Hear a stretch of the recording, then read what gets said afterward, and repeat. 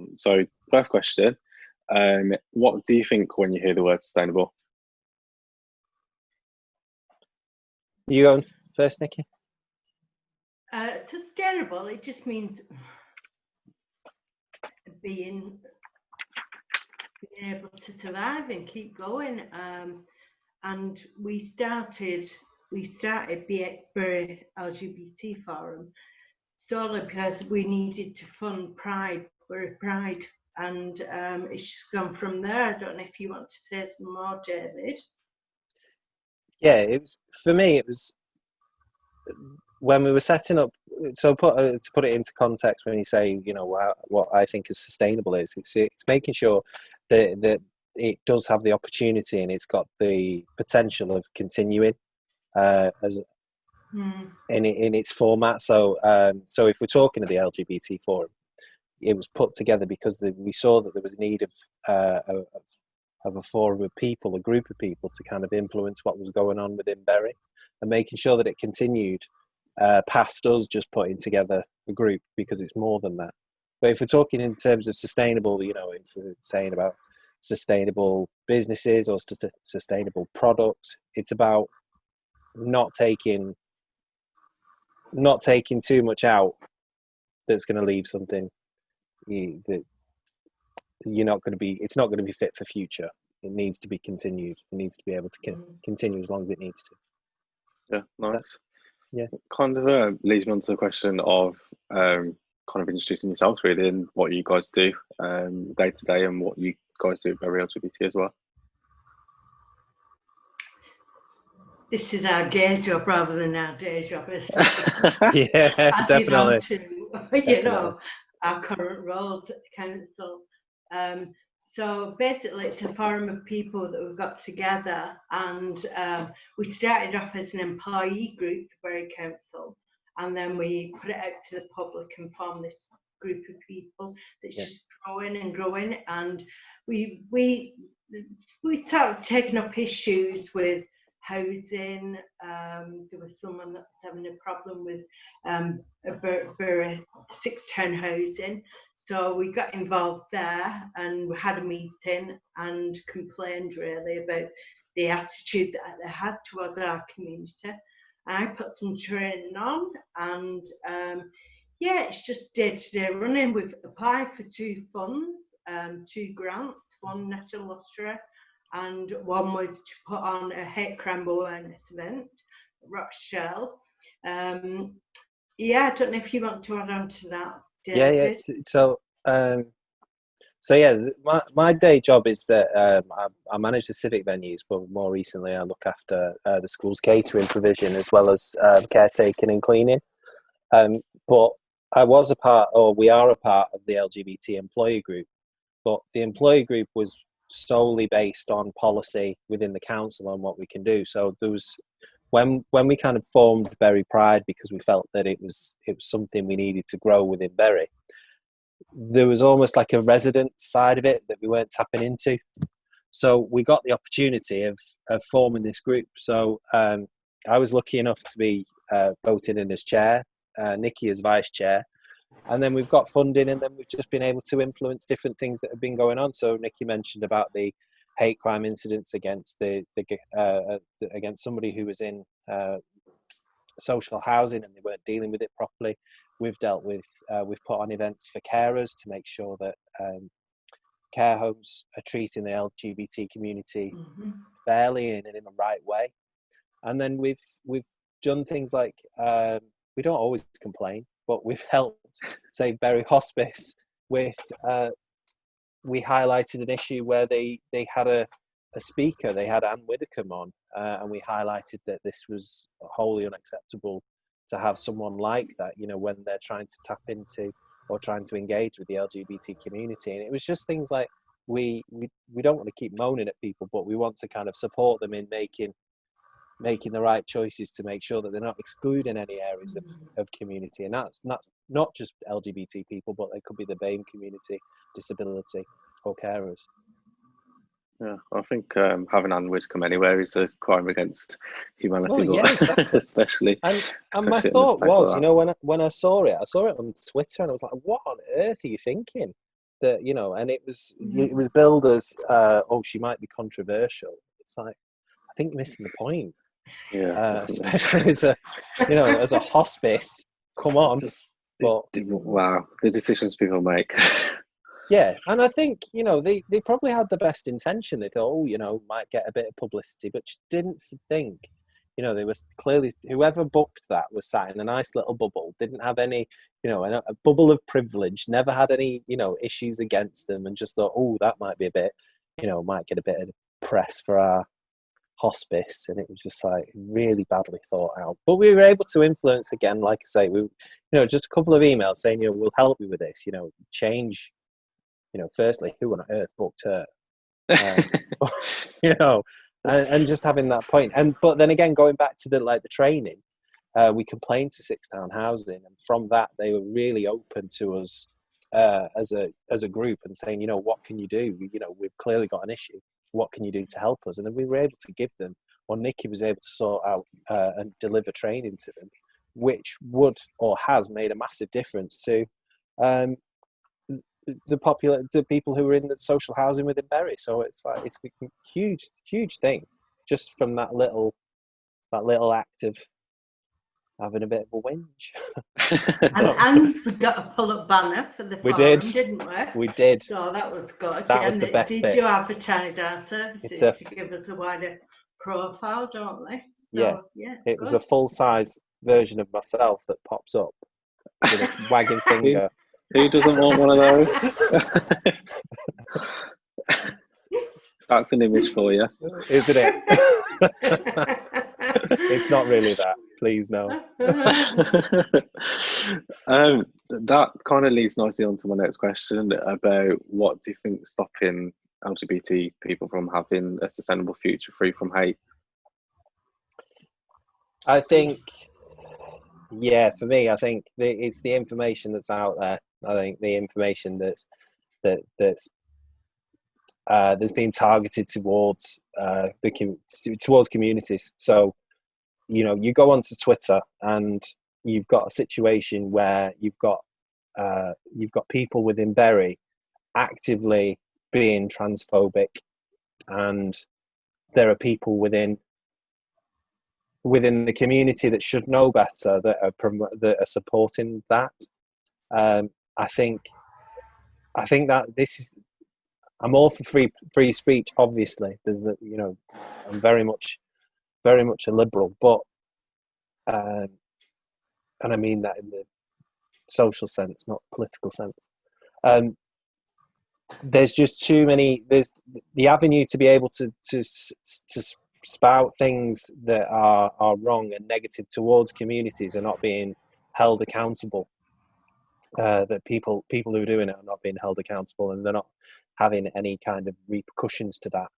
And when anyone can say something that is that is hate speech and is not being challenged and not being held account, then it's just going to get worse and worse, because then it gives other people an opportunity. It gives them almost the invitation and the invitation to do it themselves.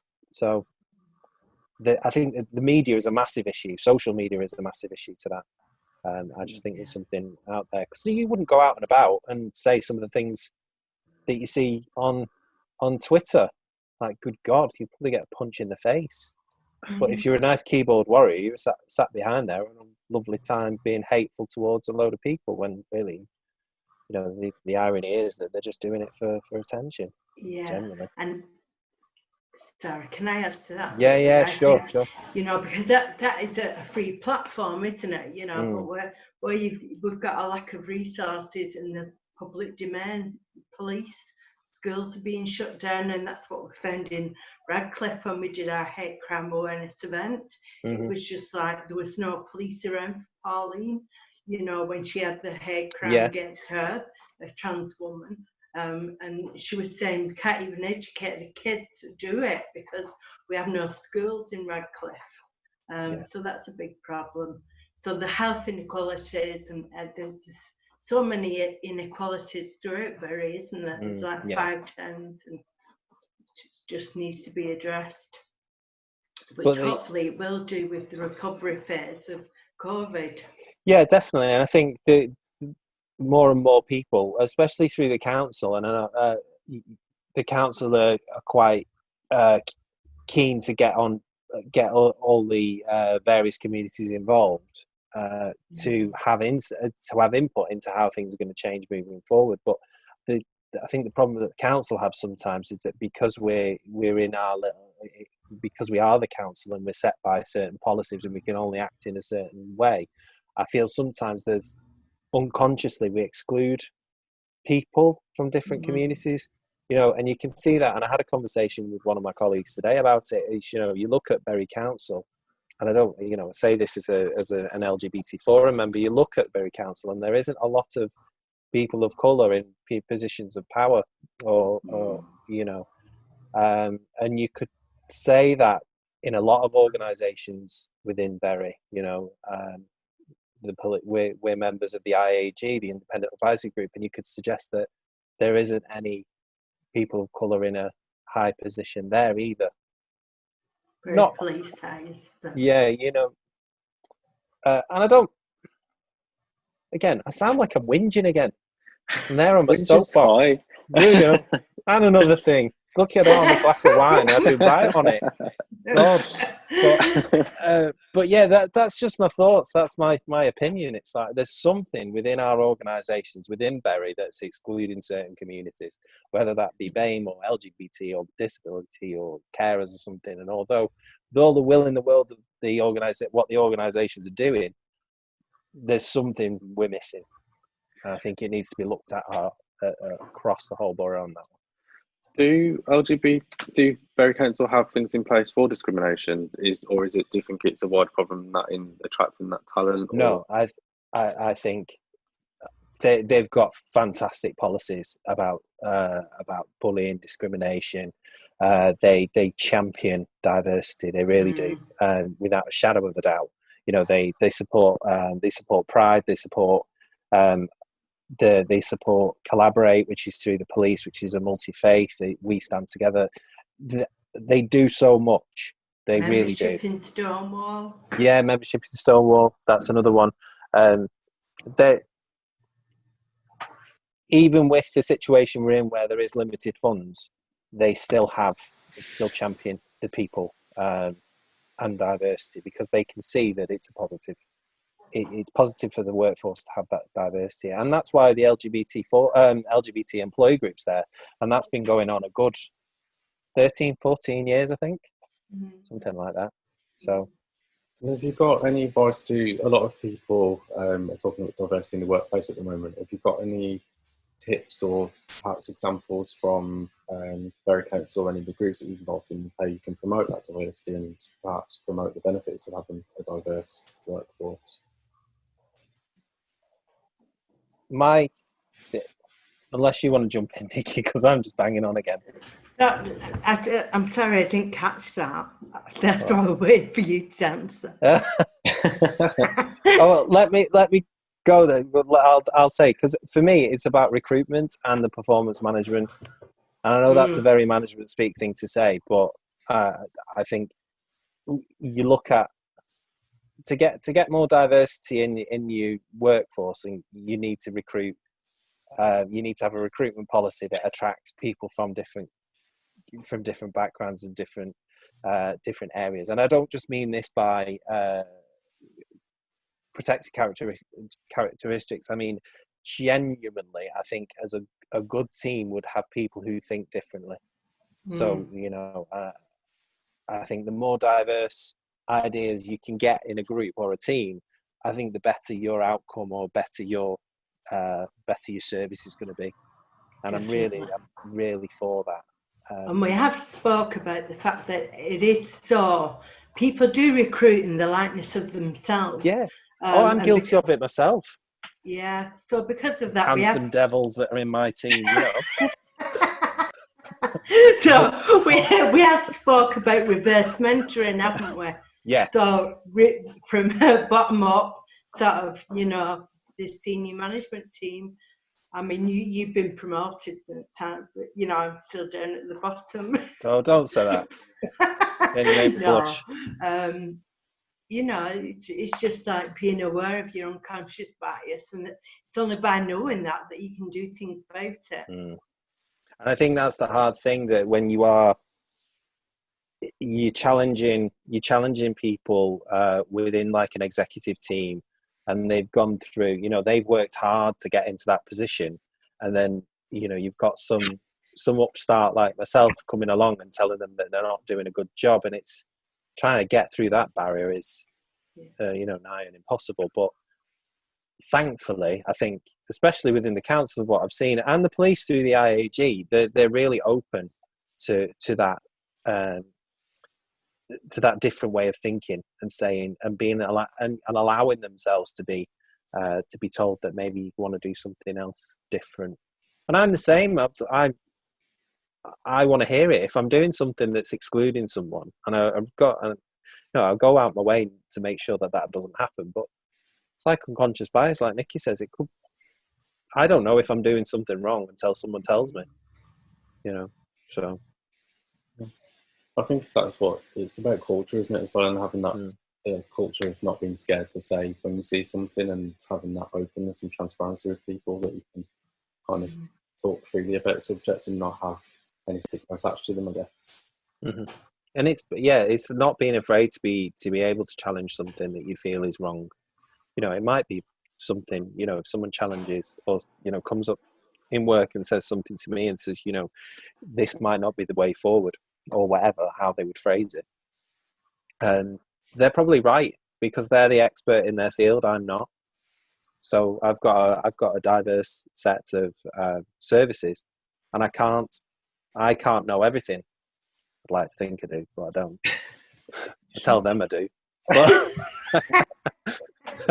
But you know, they're the experts, and you have to listen to that. So, you know, and I think if it is that culture, if you can get that culture throughout an organisation, I think that's the way to do it. Nice. So just last couple of questions, if that's okay. What's next for you guys after COVID? Obviously, it's kind of thrown a spanner in the works for a lot of people. What are your plans going out of it? I think we need to go for more grants to be able to raise our profile even more, and obviously it will be getting Pride off the ground for next year, which is absolutely brilliant. I mean, David started it, and you know, we're now rated the best in Greater Manchester, so it's been a real, you know, challenge, but you know, also rewarding. But it just grows bigger every year. It's fantastic. And I can't take the credit for it, because there's a lot of people that get involved in it. I think it was I know, but you're leading. But I know, but you know what I'm like. Oh, I told you, be a diva, David. Take it. No, it is a team effort, Pride, and I think everyone really works hard on it to make it what it is. And I am proud of it. I'm so proud of it. I think it's one of the best things I've been involved in, especially with the impact you see that out in the community. And I've told this story loads of times, but Mitch, I'm going to tell you because you've not heard it. Nikki's bored of it. But it was my other half. It was in the parade, accidentally, if I might add. He just wanted to follow the band that was at the front, so he kind of joined the parade with him and his mate, watching the band. And there was a lad that was next to him that was trans, and he was teenager, 18, 19 maybe, and said that was the first time he felt like he was able to be himself in that position. And I thought, what an amazing thing to happen, that we've just put a parade on and that person feels more authentic than they ever have done in their whole life. And I think it kind of harks back to it's what we were talking about earlier in small town kind of mentality. You know, I grew up in Wigan, and if Wigan would have had a pride when I was 15, 16, I think it would have, obviously just a couple of years ago, it would have made a massive difference to me. You know, instead I didn't come out until I was 22. Was it 22? Anyway, but there was that that period of time where I couldn't be myself, and it was because of the location I was in. And it kind of goes back to what we were talking about in terms of, all the supports in Manchester, and, the LGBT Foundation is there, and, there's very limited stuff that's out in the community within, say, Bury or Wigan or Baltimore, and it's down to people within that community to kind of promote that and do something. So I think it's the same. It's the same for a lot of things. Your postcode kind of affects your upbringing. It can affect your opportunities, and it shouldn't be the case for LGBT people. You should have the same opportunity, whatever postcode you live in, whether it is in the city centre, whether it's around that area, or in the towns and cities that are around it as well. So absolutely. I almost teared up a little bit when you were talking about the parade as well. Honestly, yeah, I met the lad. I knew him through a work thing, to be fair. But it was the day after Pride that I was told that, and whether or not the adrenaline had gone on the day, and it was the day after where you're kind of coming down, and I was sat in my garden and I had a very big glass of wine. It was probably my third, if I'm honest. And it did make me cry, and it was like the emotion just kind of waved up, it kind of came over me, and it was one of my friends said, you did that, but I go back, it's not just me that does this, it's everyone that's involved. Don't you start. Oh no. But Mitch will have to come to Bury Pride next year. We have it over the full weekend, and we have it on the Sunday as well, with a rainbow steam train going from Bury to Rottenstall. Oh, that's cool. So, it's the only one in the country. Yeah. Nice. It was called the gay train, but we renamed that very quickly. Don't use Google. Don't Google gay train. That's what I do straight after this call. So yeah, thank God it got called the Rainbow Train. I actually am going to go and Google it now, just out of curiosity, obviously. Don't use your work PC. I own the business, it's fine. That's all right then. So last question. It's a bit of a weird one, but who or what inspires you, and what keeps you going through the tough times that perhaps we're going through at the moment as well? Can I say it? Jesus! I've just gone through my bishop's panel, and hopefully I'll find out on Friday whether or not I'm going through. But my incumbent, my priest, who sponsored me to go through this process, she's a trans lesbian, Rachel Mann, and she was the one that brought me back to the church, and she's just written a book with Ruth Hunt, the CEO of Stonewall. Well, she was. So she's really LGBT focused, and she has a big following. So yeah. Nice. So I'm just glad I'm back with the flock. Nice.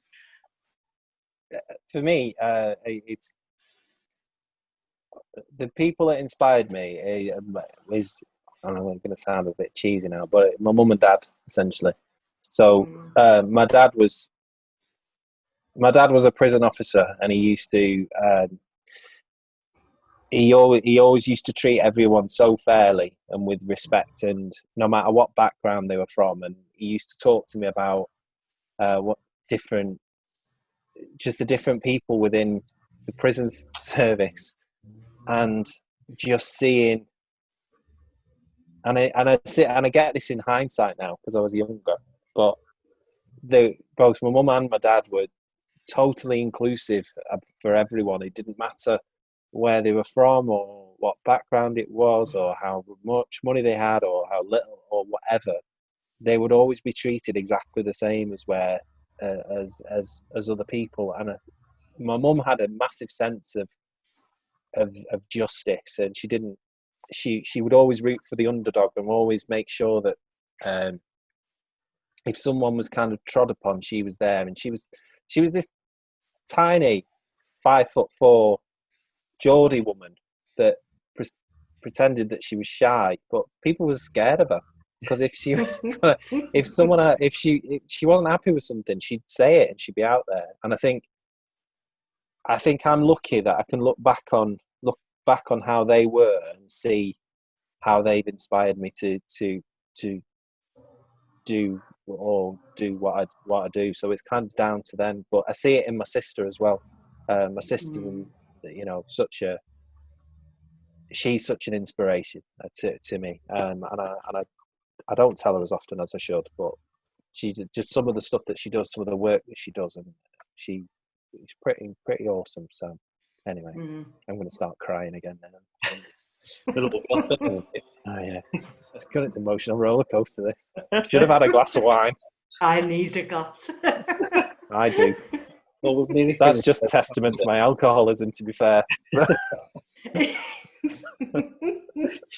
We can talk about that later. Yeah, maybe not recorded. Yeah. So, last question for anyone who's watching and listening: where can we find out about you, more about you guys, and especially Pride as well? Where can people find you online? There's for all the information about Bury Pride, that's on www.burypride.co.uk. So burypride.co.uk. There's all the information about where it's at, the acts. You could buy merchandise on there if you want to. There's some advertising information on there as well if you want to sponsor it. For the LGBT forum, you can find us on Facebook. It's a protected, it's a closed group. But if you apply and you fit the criteria of that, we do let anyone join. It's not exclusive, but we do try to keep it into the boundaries of kind of Bury and North Manchester where possible, because it is a closed group and there are people in there that are not necessarily out. So we want to keep it like that. So just go on to Facebook and it's just the Bury LGBT Forum, or you can email us at Bury LGBT Forum at outlook.co.uk. I think of everything there, didn't I, Nikki? Yeah. There we go. Yeah, well, thanks both for taking the time to have a chat. It's been really interesting to find out more about you guys and say hello as well, so thank you.